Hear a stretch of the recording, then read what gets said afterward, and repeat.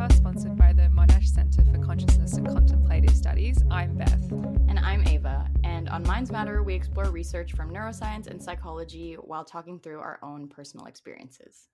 And this week on the podcast, I spoke to Dr. Cammi Murrup-Stewart, who is a lecturer in psychology here at Monash. And her research looks at Indigenous methodologies as a way to study well-being in young Aboriginal people. So we spoke a bit about what methods she uses. We spoke about her findings and how well-being can be connected to culture and family.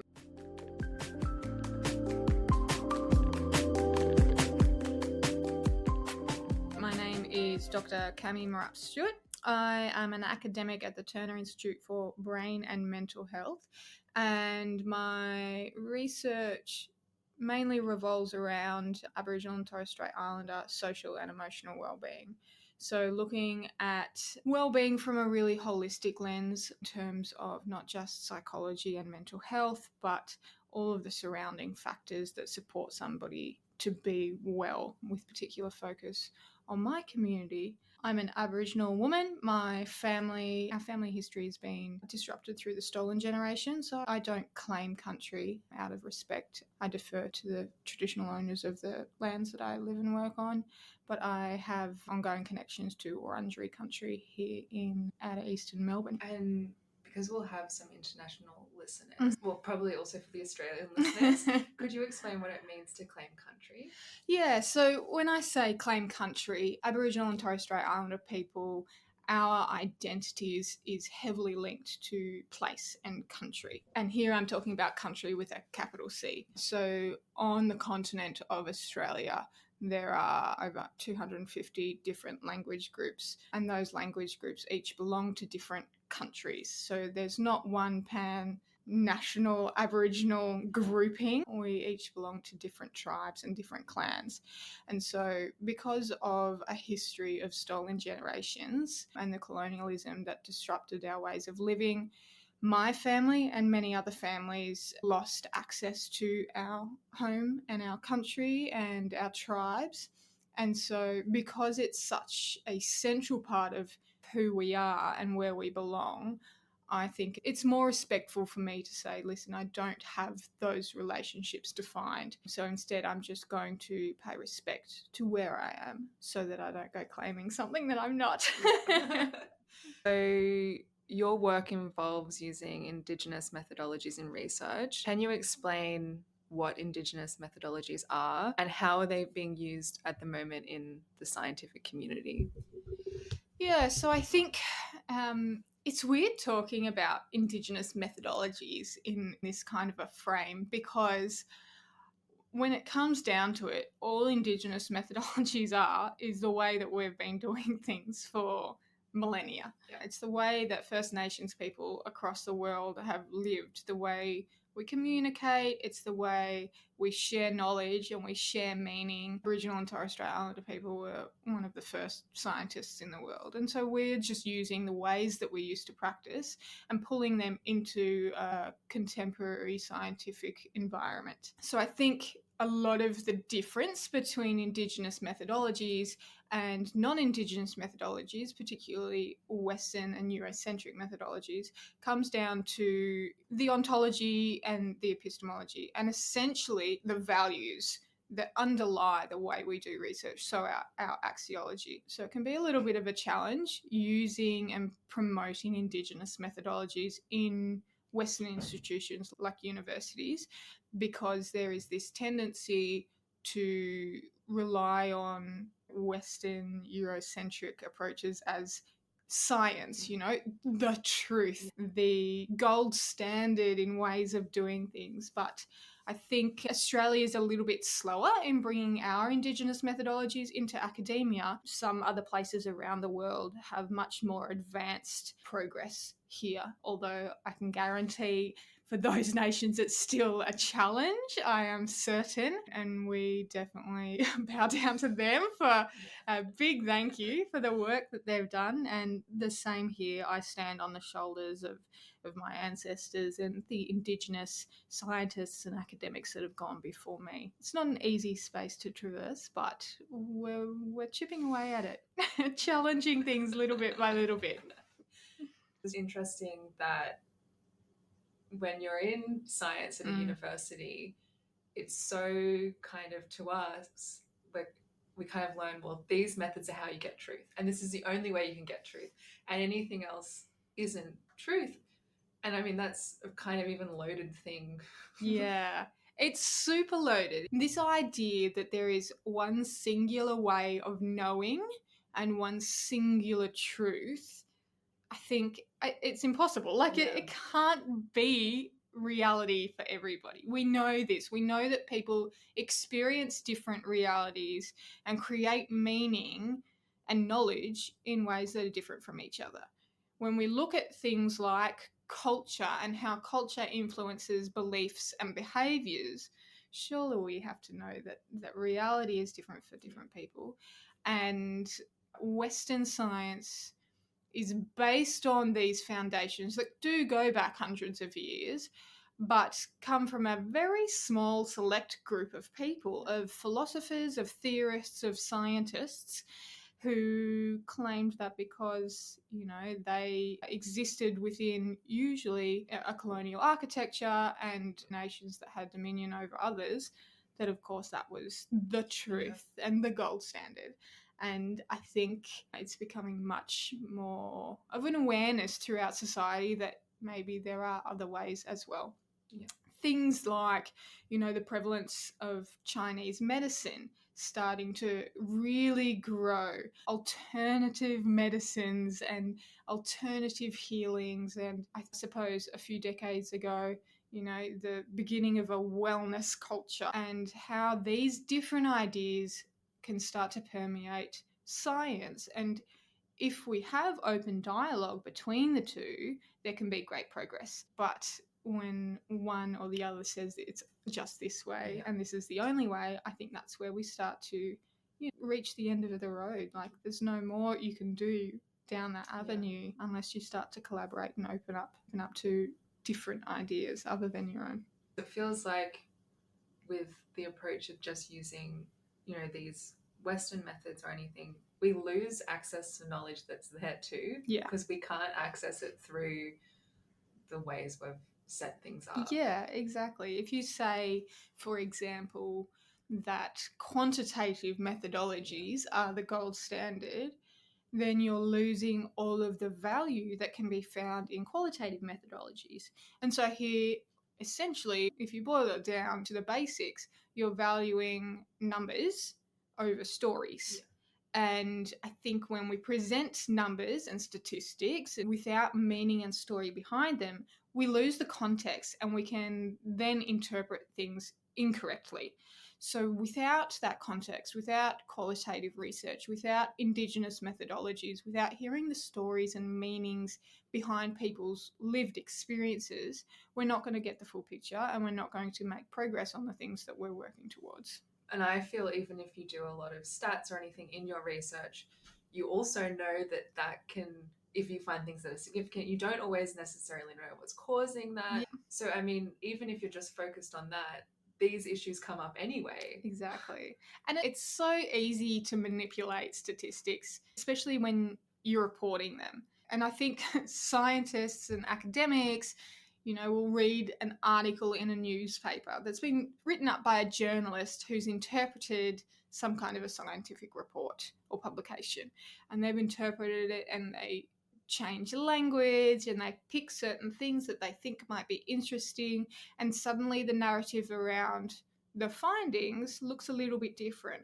And then, of course, somebody else passes that on verbally to their friend, and then it goes down the line. And suddenly we've got a very different result compared to what the statistics originally said.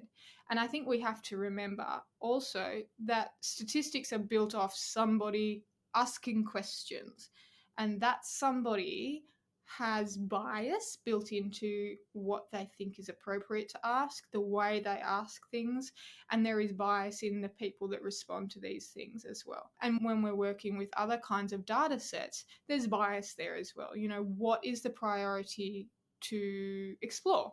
What are we looking at? What is the value that people place behind things? And so I think we have to be really critically conscious of how we look at science and realize that one little snapshot isn't the entire picture.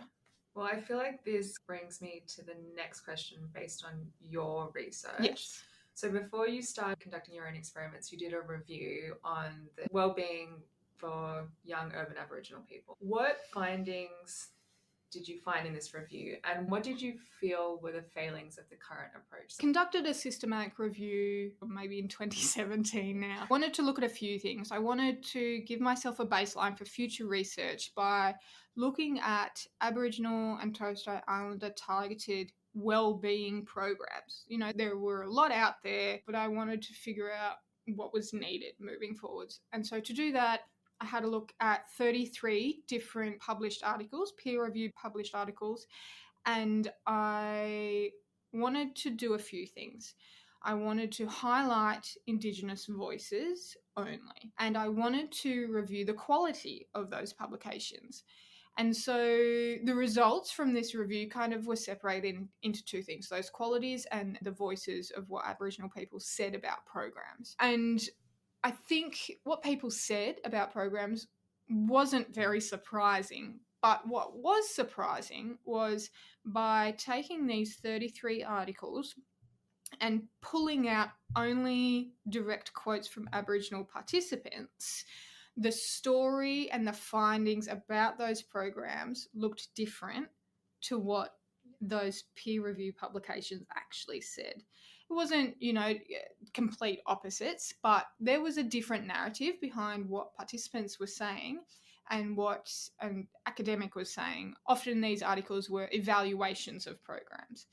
And so what that essentially said to us was that there are, like we were talking about before, there are biases behind the kind of things that people ask related to research and the experiences of people that are involved in these kinds of programs. It means that measurements were established at the start of programs that didn't necessarily reflect the things that were valued by program participants. Yeah. So if we looked at things like, is a program successful? There were predetermined statistics about, does somebody complete a program, for example, in education? What are the retention rates of students? Does somebody, go on to get a job from this program? Does somebody's heart health improve from this program? But the participants of programs said, actually, those weren't the things that are important to us.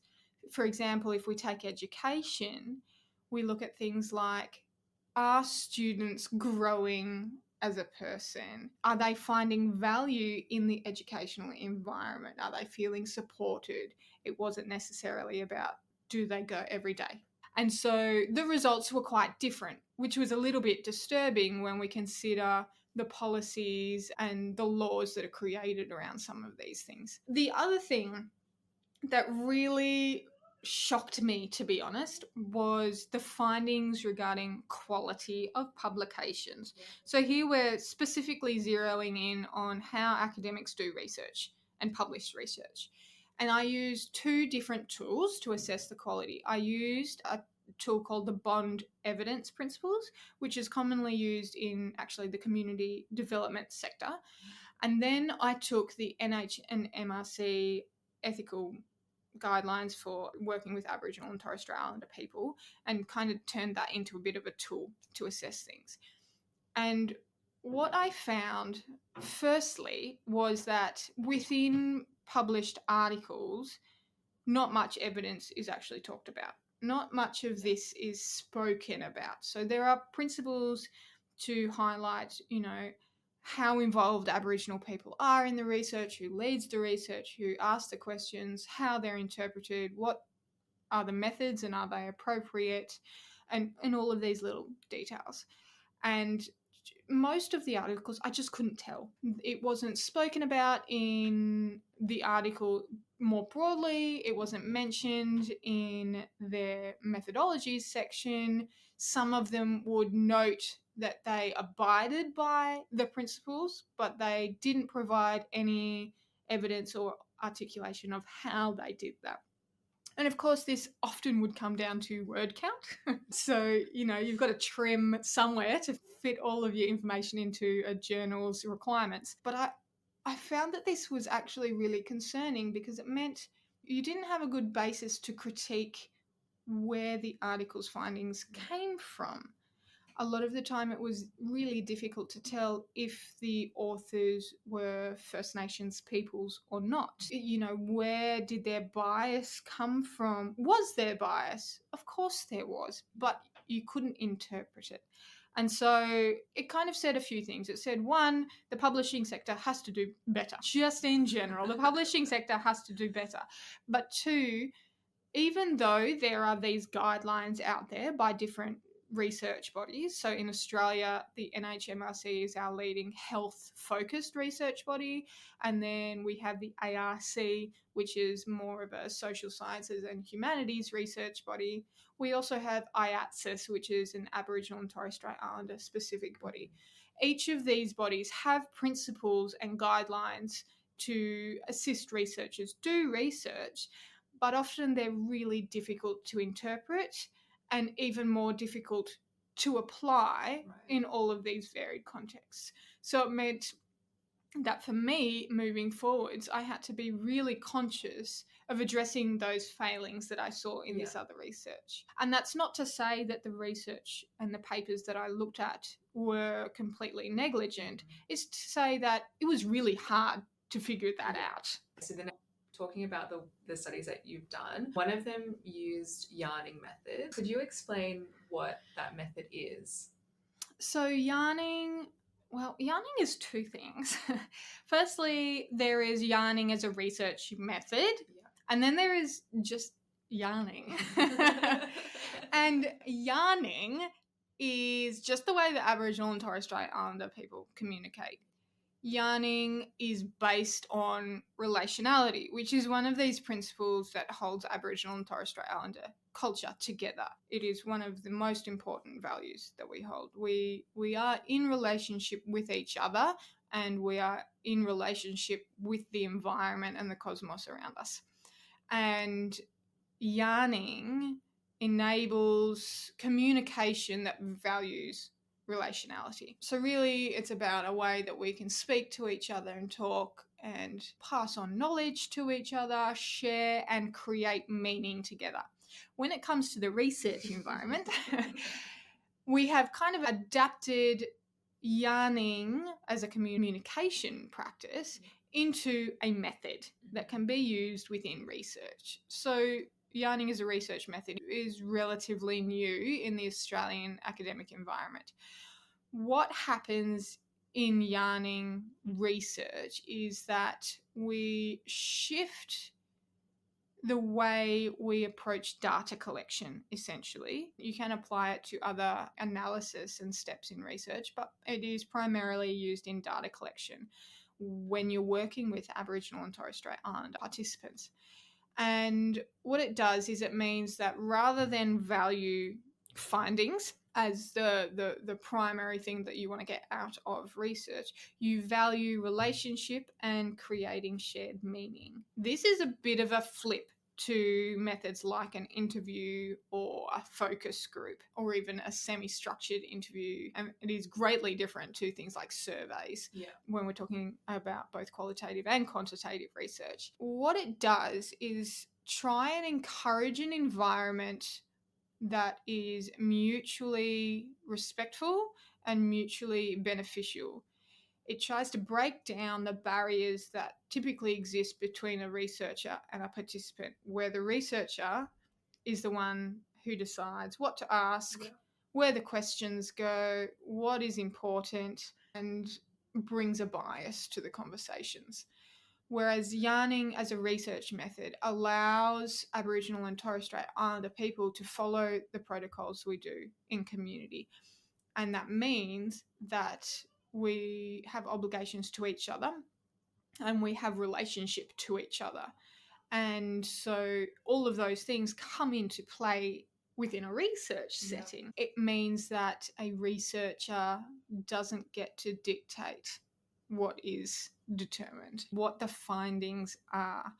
Oftentimes it might look quite similar to a semi-structured interview for people who are not familiar with Aboriginal culture. And you find a lot of people kind of co-opting the method and saying they're doing yarning.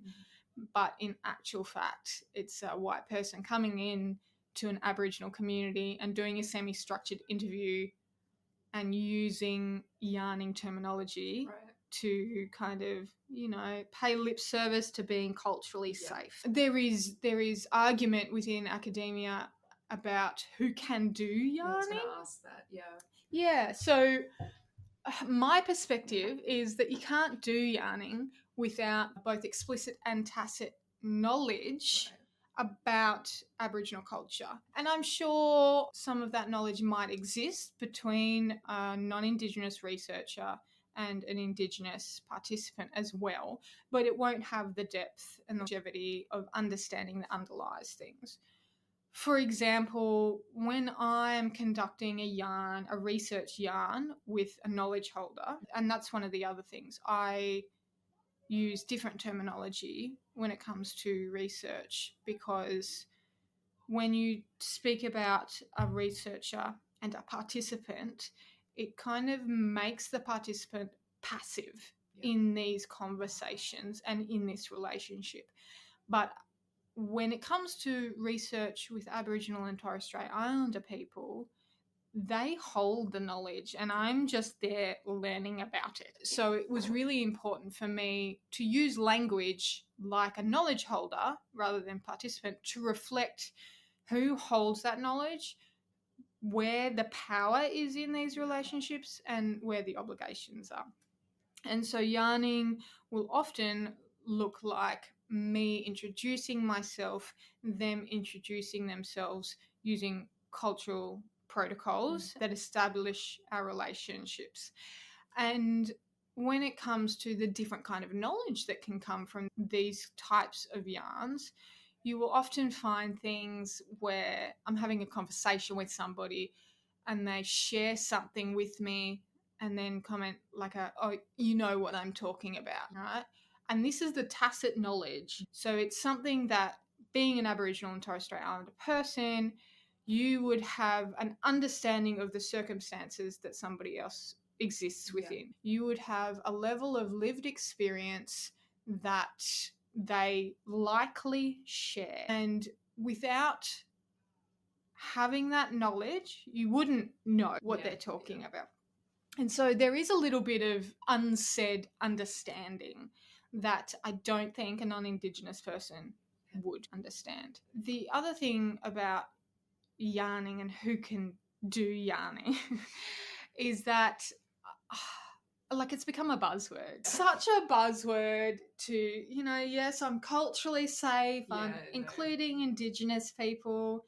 And I really don't think a lot of non-Indigenous people know what the difference is between yarning and other methods, interviews, whatever, having a conversation. And you find that in a lot of publications that claim they've used yarning, and they will explain it in their methodology by saying we use yarning, which is an informal conversation.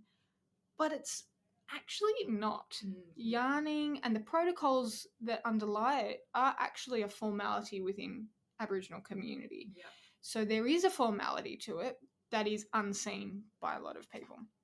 And essentially it rests upon foundations of oral cultures. So a lot of Indigenous cultures across the world are oral cultures. And so there is a lot of spoken knowledge shared down through generations that holds meaning that may not be able to be seen by non-Indigenous people. And here's another way to complicate things. It is a colloquial term in Australia to have a chat, essentially. You know, you go and have a yarn with your neighbour means different things to a white person as it does to an Indigenous person. And for white Australia, this colloquial term is an informal little chat. It's a conversation between two people. It doesn't really have this underlying knowledge. It doesn't have the principles and the values that Indigenous people bring to it. And the purpose isn't to create meaning together, which is the purpose of yarning between Indigenous peoples. I think having a yarn with your neighbour for a white Australian is the complete opposite. It's probably very surface level. I think so. It's that like quick kind of chat, you know, the one where you meet an acquaintance at a party, you have a yarn, and that yarn is about, oh, what are you doing for work these days? How's your family? And weather next week looks terrible. That is totally different. A yarn between Indigenous peoples really is about sharing knowledge and creating meaning together. And I think those values and principles cannot be understood by non-Indigenous researchers, and they cannot be appropriately applied. My perspective is not necessarily the same and shared across academia, even by other Indigenous researchers. And I think it's important to remember that when we're reading and interpreting research that uses that language, that some people mean one thing and some people mean another thing, but there's not necessarily a right way or a wrong way. But in my preference, there might be. Read up on my new article, Storing Ways.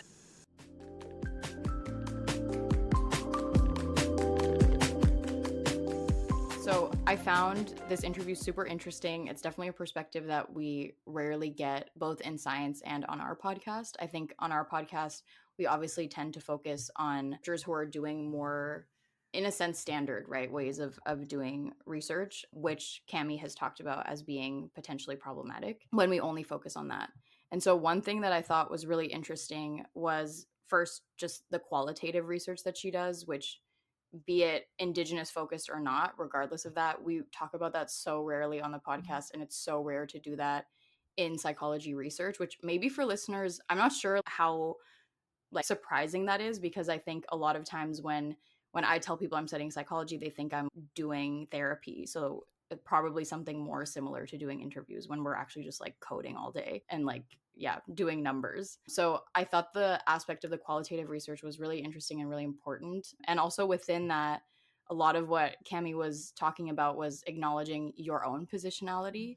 So thinking about who you are when you're doing your research. And I thought it'd be interesting for Beth and I to kind of talk about the idea of positionality in quantitative research, which is what we typically do, because I think when we're doing interviews and when there's a more qualitative aspect, it's really normal to acknowledge that, because people are more transparent about the fact that they're interpreting their data. Whereas with quantitative stuff, where it's just quote unquote just numbers, that's supposed to be the researcher is completely removed from it and the science is just kind of like happening. But as we know, that doesn't really happen.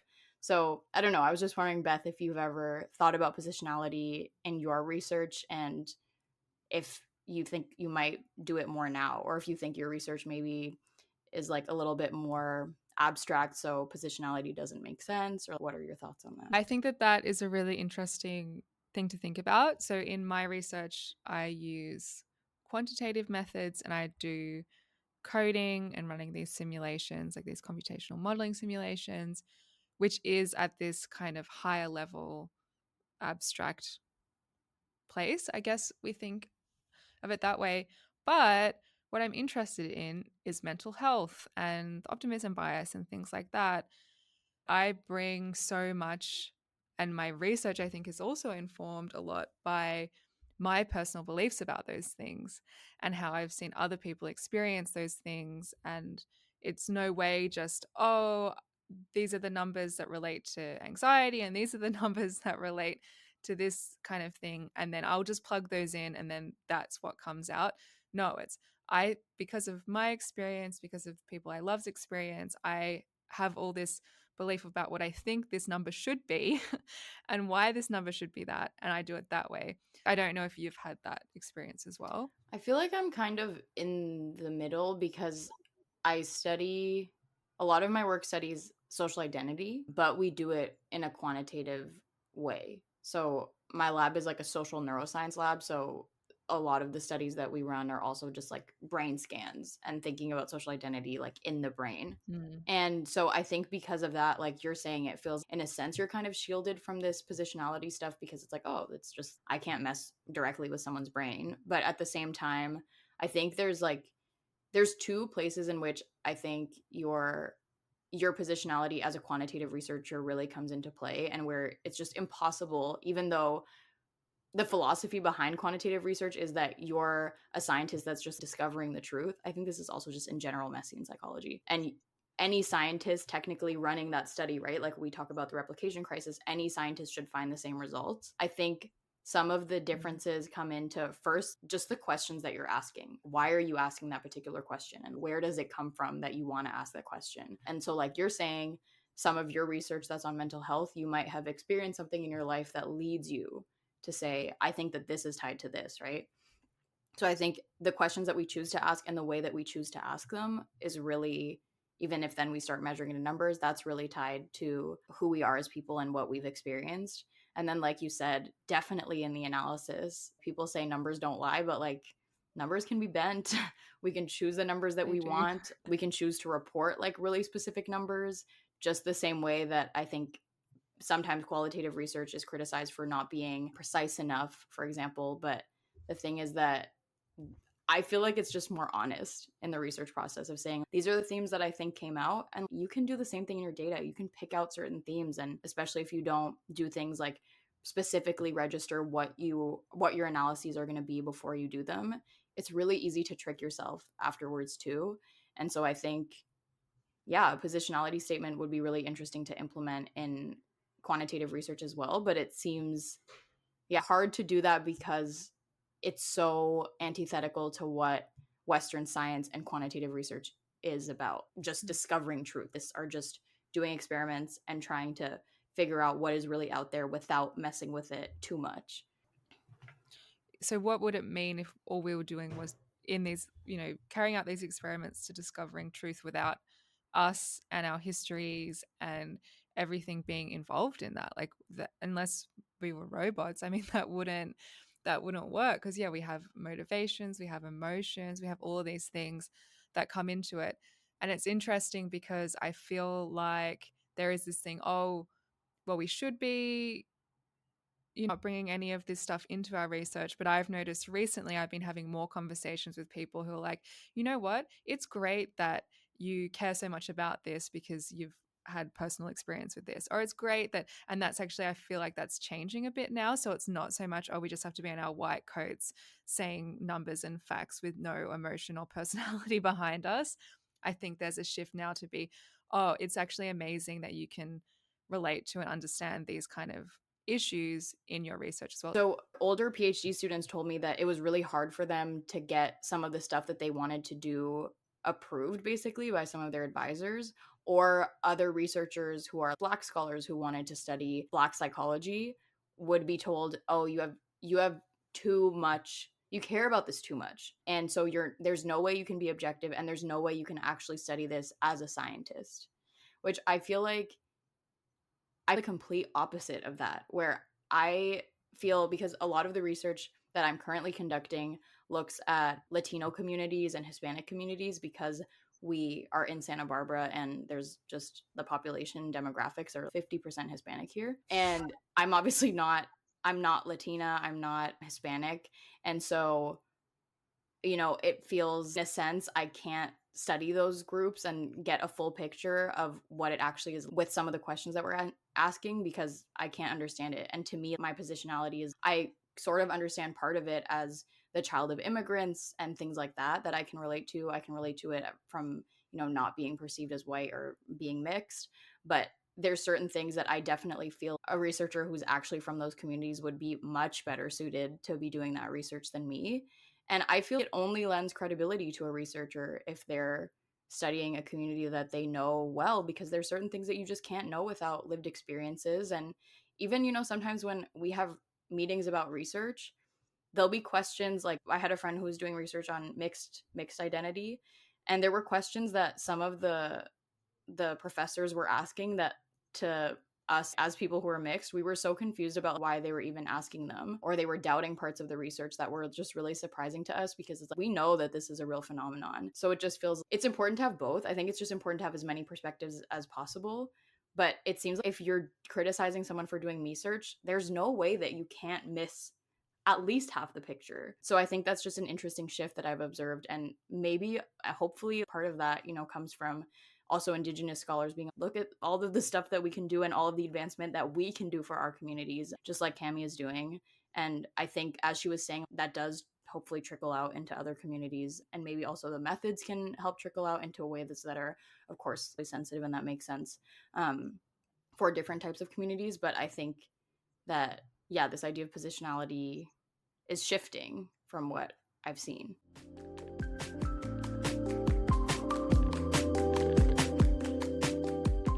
So, with your research on young urban Aboriginal people in Melbourne, so you use this yarning method. What did you find from that study? Yeah, so this is actually my PhD research, and I wanted to build on that systematic review about well-being.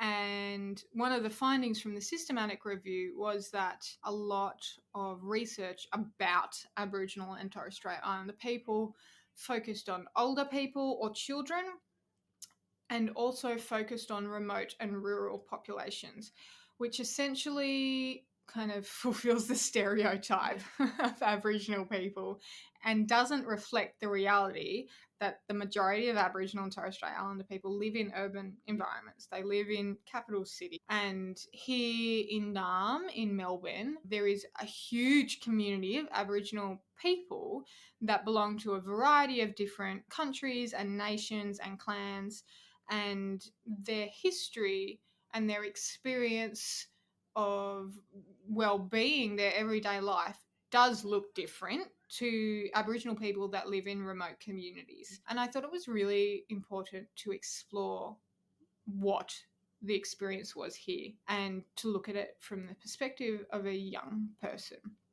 because culture and well-being for Aboriginal people are intricately linked. And so the study that I did used yarning. We spoke to 20 young adults between the ages of 18 and 28 here. And essentially, we just explored this concept of culture and culture's relationship to well-being.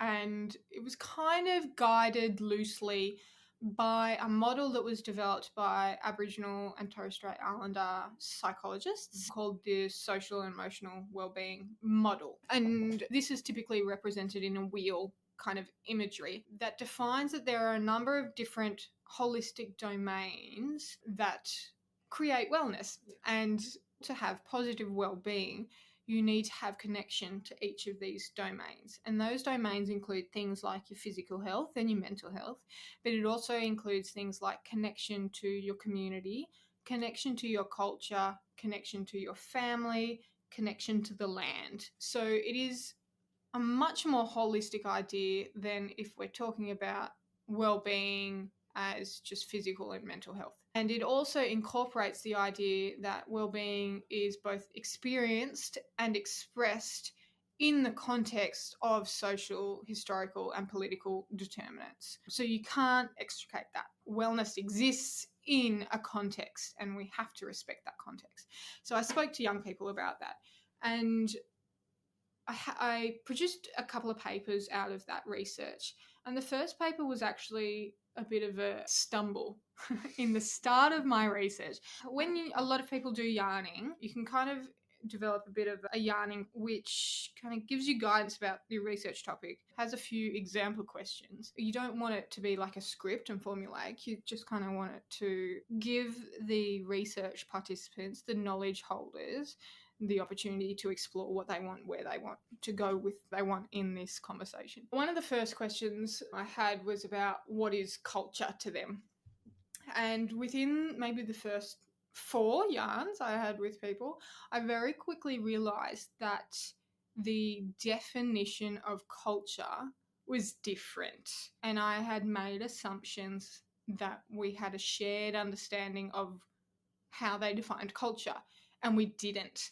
And so after those first few yarns, I kind of amended it to start by exploring what and how they conceived culture. And the first paper that came out of the research kind of explored that, what culture was to young Aboriginal people living in the urban environment of Naarm, of Melbourne, which was really cool because I think, as with minoritized people across the world, stereotypes are often drastically different to the everyday lived experience. And that is the exact same for here in Aboriginal Australia.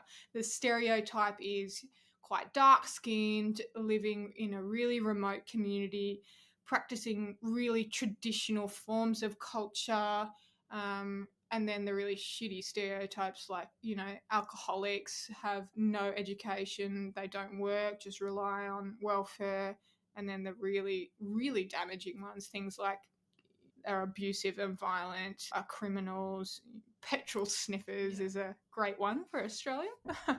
And what we actually wanted to explore was, especially living in an urban environment and for young people who a couple of generations after the initial invasion of Australia, what does culture look like? How do they experience culture? And of course, it was quite varied. And so what we found was young people explored culture both from a traditional lens and from a contemporary lens. And it wasn't binary like that either. It was a spectrum and it was all interrelated. And so young people spoke about practicing traditional dance or traditional craft activities or painting or music. But then they also spoke about going to political rallies or going to a rap concert. But mostly what they spoke about was a timeless thing. And it's what I've spoken about before, was that culture is based on relationships. And so it was about relationships with their community and with their families, with their kinship systems. And that was culture. Practicing those relationships, being in those relationships, building and forming those relationships and nourishing them was what culture was. And it was really interesting because a lot of young people expressed that they experienced this kind of feeling that they were disconnected from culture, which I think speaks to the power of a stereotype. And so when they were expressing that they felt disconnected from culture, a lot of the time, once you explored that a bit with them, they were actually talking about, well, I don't look like and don't behave like white stereotypes tell me I should. And they felt a sense of loss there. And it was really interesting. Those that felt like, they had a little bit more positive well-being were able to name and specify the different strategies they had to connect with culture. And a lot of it was framed around this idea that connection to culture was a journey that they experienced. I know this is such a cliche, right? I hate this journey terminology, but it was really interesting way of framing this because it was like there was a point that at which they started, birth or whatever. Typically before that, it was a point at which their family, their parents, that they started, and it's something that they're working towards. But there was no end point to this journey. There was no, I've achieved connection to culture. It was a lifelong learning, a receptivity to connecting to your culture at each stage in your life. And some felt that they were at different stages in that to others through a variety of factors. And that connection to culture and their perception of being connected to culture, that perception was what influenced their well-being. And so it wasn't a, yes, I have good physical health, or, no, I've been diagnosed with depression or anxiety. It was a case of, I think I am connected to culture, and so my well-being is good. But most concerningly was, I think my connection to culture isn't as strong as somebody else's, and this is harming my well-being. I think when you mentioned how, the stereotypes that white people have created, we know how damaging stereotypes are. Yeah. But the fact that then the stereotypes were influencing how people, their identity, that's really interesting, because I've just thought, stereotypes are awful because we create, and like really damaging on how we perceive people. But I haven't heard of how then that makes the people we're creating the stereotypes for their identity. There's a really, really cool quote that's included in one of my articles. I can't even remember. The quote is from a young woman, and she was on a train with her cousin, and cousin in Aboriginal community could mean any kind of biological relationship, but there is a cousin type relationship there. And they were going somewhere, and the knowledge holder that I was speaking to had been reading a book on the train traveling into the city or something, and her cousin was visibly embarrassed and was talking to the knowledge holder and saying, why are you reading a book? We don't do that. Black fellas, which is how we refer to ourselves in Aboriginal Australia, black fellas don't read. And this knowledge holder, she was absolutely dumbfounded by this perception that her cousin had about just this concept of reading and what Aboriginal people do and don't do. And she was like, what do you mean blackfellas don't read? We write books. What are you talking about? And I think that speaks to the idea of the power of a stereotype on someone's identity and their behavior within that identity. And so this young cousin was challenged by a stereotype that said, you're dumb, you're uneducated, you don't read, by her black cousin saying, you know what? We write books, we are intelligent, we are educated, we are storytellers, and it clashing with this stereotype and then challenging, who somebody thinks they are, which is like the very core of ourselves, right? Your identity is kind of bound by the culture that you exist in, the beliefs within that culture, and that helps determine how you behave and the choices and thoughts and things that surround it. And I think it's one thing that I want to explore more, how we can strengthen a cultural identity in order to strengthen somebody's well-being. Yeah. I think it's absolutely essential, particularly for a generation or generations that have experienced such disconnection from our forced assimilation, the loss of language, the loss of traditional practices, the outlawing of even associating with each other has caused such a disruption to culture and relationships that now there's this real sense of being lost. And a lot of young people, particularly when you talk about the stereotypes of skin colour, and this example exists across the globe, this colorism that exists alongside racism. And so you've got profiling based on skin colour between a community and another community.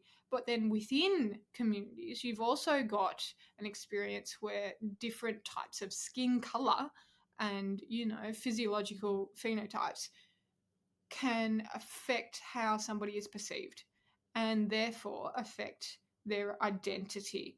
And especially when you're talking about young people who are in this, pivotal time of their lives when they're figuring out who they are and where they fit in society, when they're challenged by white Australia that are saying you should look, behave, be this way, and then you're challenged by your own community that says you should look, behave, and feel this way, and they're offering differing things.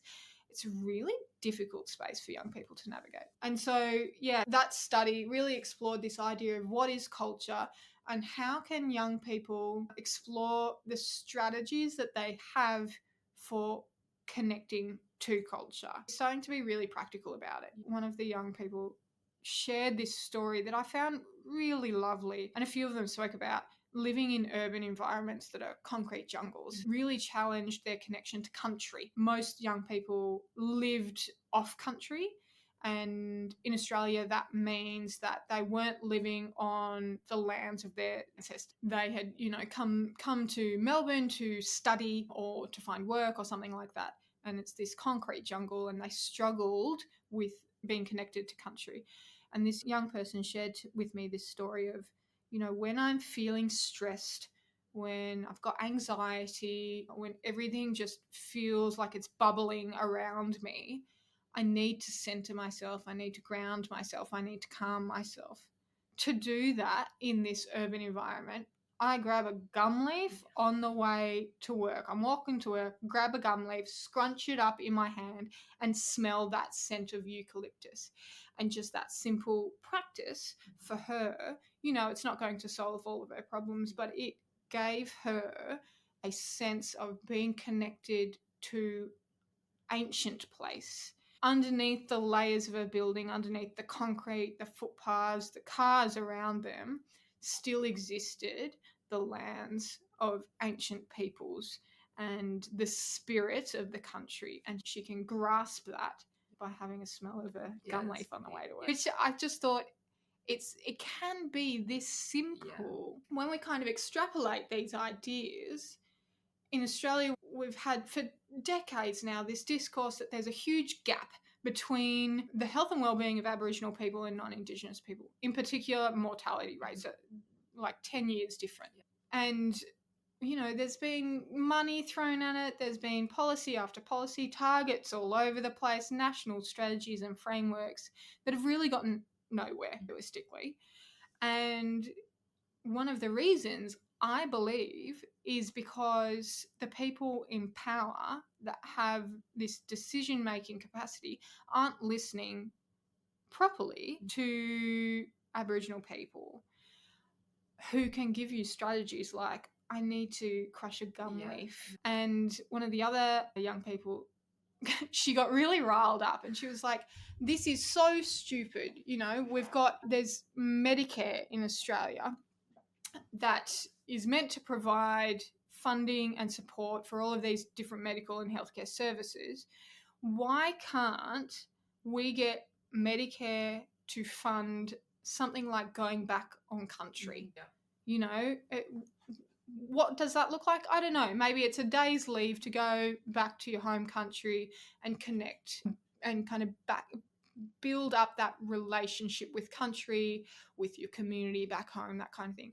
Because we know how important that is to our well-being. That's so much more important than a trip to a white psychologist that I've been waiting 6 months to get into that has no idea about the impact of racism on my everyday life. Why can't we use something cultural? Why can't, obviously, but why can't a white institution support something like that? And I think the overall finding from my PhD research was that young people have autonomy, they have the strategies, they have the voice. We're just not giving space to learn from those things, which I think it's so obvious. It's so obvious to a lot of the problems we have across society. We're not listening to the right people in the right ways and then actioning it. It's so interesting because in terms of physical health and everything, we know how much well-being and happiness and all those things contributes to that. We know that. So if there's this missing thing of, feeling connected to your culture or identity, it makes sense to foster that and support that so the other things can, more. Yeah.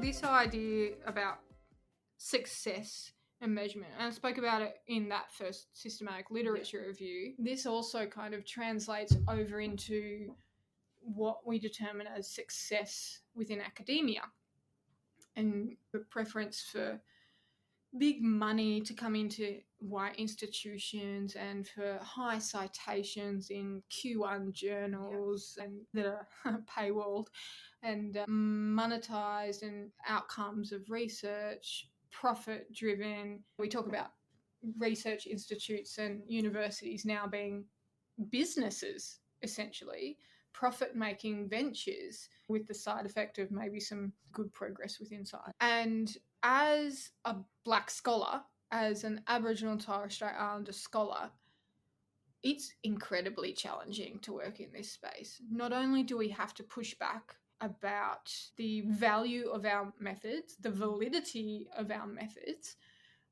but also we have to push back about the priorities in terms of outputs and the measurements of success. I lead a group of Indigenous graduate students here, and one of the things that I was learning from an elder of mine, one of the things that I now promote is, if you have to do what the university tells you to do, okay, great, do it, because you still have to exist in this environment, but your obligation and your priority needs to be the benefit of your community, in those relationships, supporting the well-being of your community. And that means that, okay, go and get your journal article ticked off, whatever, but perhaps you should also be running a workshop with community about your findings. Maybe your publications shouldn't be paywalled. Maybe you should use accessible language. Yes. Maybe it's about directly challenging government policy and saying, you know what, okay, this is my finding. What are you going to do about it now? How is this going to create change and create progress and create movement? Because research without action is nothing. It's an egotistical venture that sits on somebody's shelf somewhere that makes you look good because you're a published author. It means nothing to my community. They don't give a rat's ass that I have a fancy qualification and I sit in a nice office in a big university. What that means is I have extra responsibility to use my position and the vast privileges that are offered me to create better solutions for my community. Yeah. And that means that I need to challenge the metrics of success. And I think this is something that a lot of scholars of any background end up being really challenged by. A lot of people go into research, particularly with this idea that they're going to create positive change in some way. And they end up being drowned by an institution. And, you can get so easily burnt out. And so many people leave research because it's not aligning with their values. And I think there is a big opportunity, building on the incredible work of Indigenous scholarship across the world, to say, you know what, there are better ways of doing this. We can still make great progress using Western methods if you want. Okay, but you know what, making money off some scientific finding, not a great outcome. Making change to somebody's health, great outcome. Where is the translation there? And where is the priorities there? It's a bit of a challenge for people of colour in the university and academic sector. Yeah, and so much of success is measured by citations. What gets cited, these kind of quote unquote sexy things about like Alzheimer's, all this stuff in like nature. I mean, that ends up being the measure of success, but there's all these different things that we need to explore and help with. What if we measured the outcomes of that in like how many people in different communities benefited from that research and felt understood, or educating people? Exactly. Like, it could go into so many different spaces, and I see great value within academic institutions for positions whose sole focus is to action that research in some way, because it is a skill to be able to translate, academic jargon and quantitative statistics and all of this kind of stuff into language and outputs that community, everyday public understand that it is a very specific skill, and I don't think everyone has the capacity to do it. But I think part of that, the reason behind that, is because we're not trained to.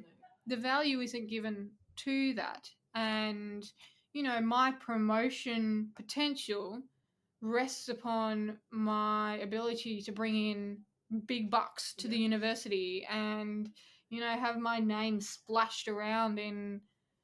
It's wild. So one of the things that our research institute and university values is international collaboration, which I have no problem with. This is a great thing. There's great things to be learned, just like this podcast, from other cultures and other countries.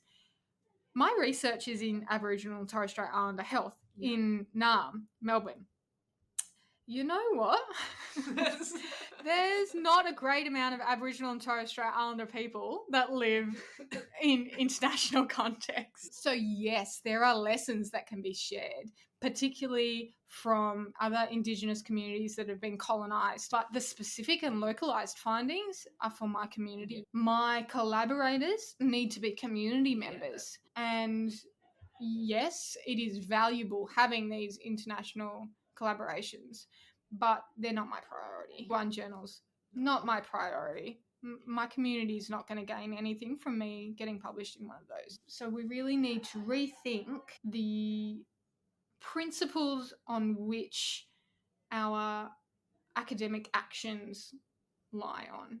And it's hard, but I think we have to push back and challenge a lot. Because I mean, it's stating the obvious, but if your goal of your research is to help your community, then it's best if your research can fulfill that. Do you know what I mean? Yeah. Like, this should be obvious, but we've got so wrapped up in this warped idea of capitalism and colonization, which is so intricately tied together, and even democracy, right? So intricately tied to colonization and capitalism that our priorities are skewed. You go and ask an academic researcher what's important to you, and they're a human being. What's important to them? Their kids being happy, them, having a connection to themselves. This isn't about these weird ideas that, like, money skewing this idea of success. I read a fantastic quote the other day saying, you don't actually want to be rich. You want to be free. Money buys a lot of freedom these days, but money is not the thing that people want. People want the freedom, and we've lost sight of that.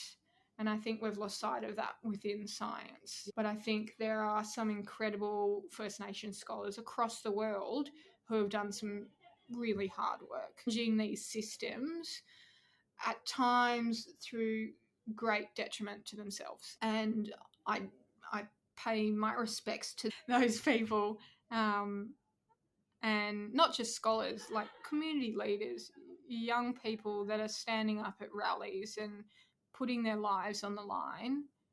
These are the people that are actually creating progress and actually creating change.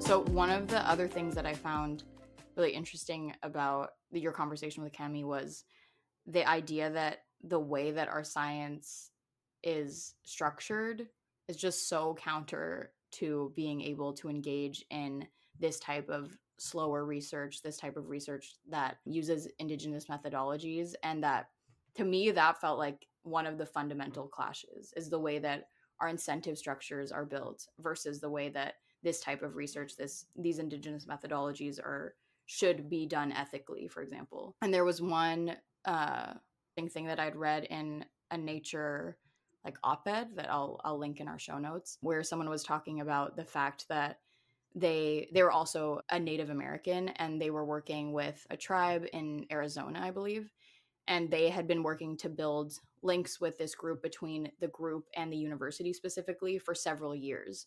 and that the tribe has to obviously agree to have this research done, and that takes time because those leaders have to engage with their communities and make sure that that's okay.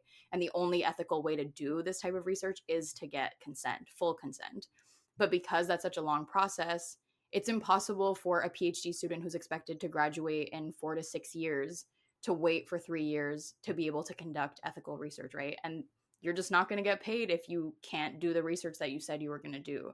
Similarly, if you're a tenure track professor, so if you're an assistant professor, you basically are auditioning for your job for like 6 years or 5 years.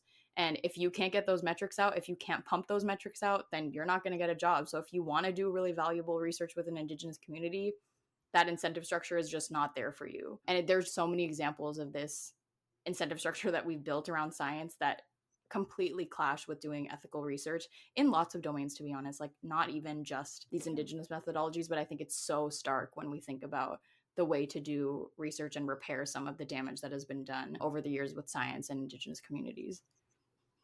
And I was thinking, when I was speaking to Cammi, I thought it was really interesting, this idea about, so how do you get grants and all of these things? Well, it's by publication, so you need to be cited a lot.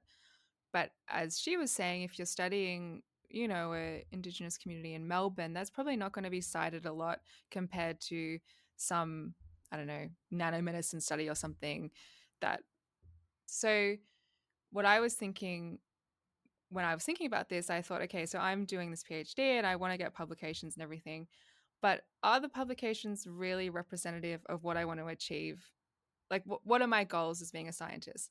My goals are, I really want to help other people. I want science to feel accessible. I want people to feel empowered. Those kind of things are what I care about. Will my publications that other scientists read reach that goal? No. What will reach that goal? One of the things is doing this podcast. I really, really love doing the podcast because I love being able to explore research in this way that then, you guys can all engage with as well.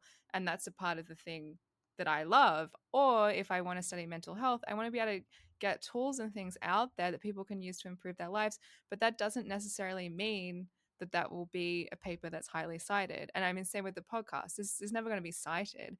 So if we want to be in research careers, these things that we do that are actually achieving our goals aren't going to contribute to that career, which, yeah, I just was thinking a lot about that and what our outputs are and what matters to us.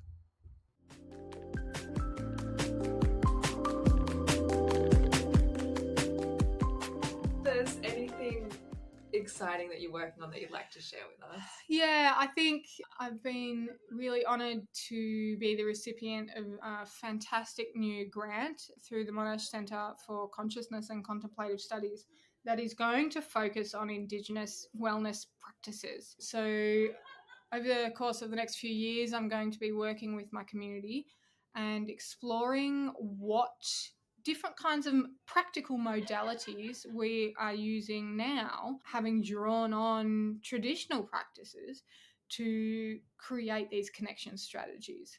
Things like Wayapa work, which is kind of looks like a physical modality of movement that encourages contemplation of your connection to the country. So exploring some of these different modalities and practices that we can then build on the strategies that young people already have and highlight these, provide these to people that are feeling a little bit lost and feeling a little bit disconnected, and say, okay, you're struggling here, your mental health struggling, your well-being is struggling.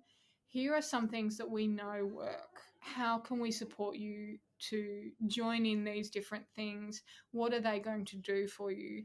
Create an evidence base that my community can use to advocate for these things to be supported by government, to be supported by philanthropy, to be encouraged by the business community. Yeah. Like, these things exist. We just don't know about them enough. And I think it'll be quite interesting to actually see how much recognition of value there is of these different modalities and practices by non-Indigenous community. Hopefully it isn't just consumed and tokenistic. Hopefully we can draw out the base foundation and values that underlie these practices and bring about a little bit more change, bring about a little bit more reflection on things like the relationship between humans and our environment, and how it has to be a symbiotic nature to be sustainable. This idea that, the environment and being an environmentalist and being a sustainable living human, there is so much to learn from the way First Nations peoples across the world have done this for generations upon generations upon generations. My goal is that we can take these lessons and listen to these voices from Aboriginal community to support our own well-being and to support the growth and progress within our own communities. So hopefully we get a little bit of engagement across the next few years, and with a little bit of agitation on the side, we might see some change.